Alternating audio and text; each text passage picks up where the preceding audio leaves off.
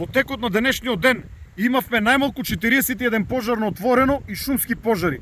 Покри десетина пожари кои што од вчерашниот ден продолжија да горат и денешниот ден, имаме многу и многу ново појавени пожари. Карактеристично за нив е дека сите избија некаде околу Пладне, ветрот кој што почна да дува допринесе за нивно брзо ширење. За жал, денес имаме и првата жртва во село Кокошиње, кумановското село Кокошиње. Еден возрастен човек се задушил од чата, додека неговата сопруга била благовремено евакуирана од страна на локалните пожарникари.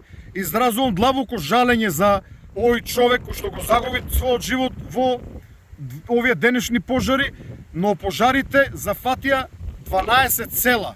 12 села беа опожарени и прито беа изгорени повеќе куќи во сите овие села. Најголем дел од изгорените куќи беа стари куќи во кои што никој не живее, но во некои села изгореа и куќи кои што ги користат собствениците, како и неколку викендици. За жал, денес гореше целата Источна Македонија. Пожарите започнуваа од општина Куманово, каде што беа зафатени 3 села, понатаму општина Старо Нагоричани, каде што беа зафатени исто така 3 села, општина Свети Николе, каде што беа зафатени 3 села.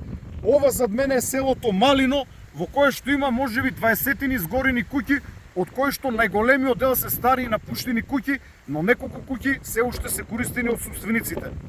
Исто така пожар имаме и на територијата на општина Провиштип, каде што се зафатени 2 села, и пожар имаме на територијата на општина Штип, каде е зафатено селото Стар Карорман. Покри овие пожари кои што зафатија села, имаме и други пожари. Имаме пожари на територијата безмалку на сите општини во Источна Македонија, вклучително до бугарска граница, односно општина Ново село.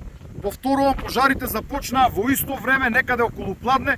Ветрот кој што се уште дува и може да се почувствува, допринесе да биде тешко нивното гаснење.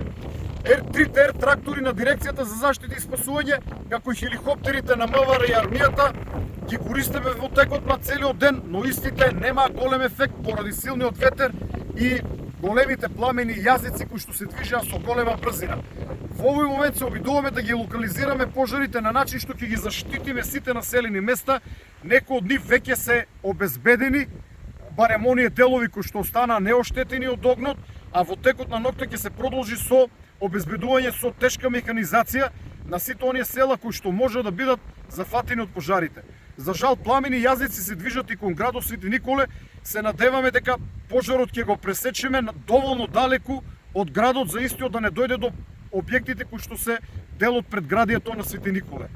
Доколку има нови информации, истите ќе бидат објавени во Вибер групата на ЦУК, а точниот број на пожари, како и локациите каде што имавме пожари, вклучително и овие села кои што ги набројав, ќе бидат објавени како пишана порака во Вибер групата на ЦУК.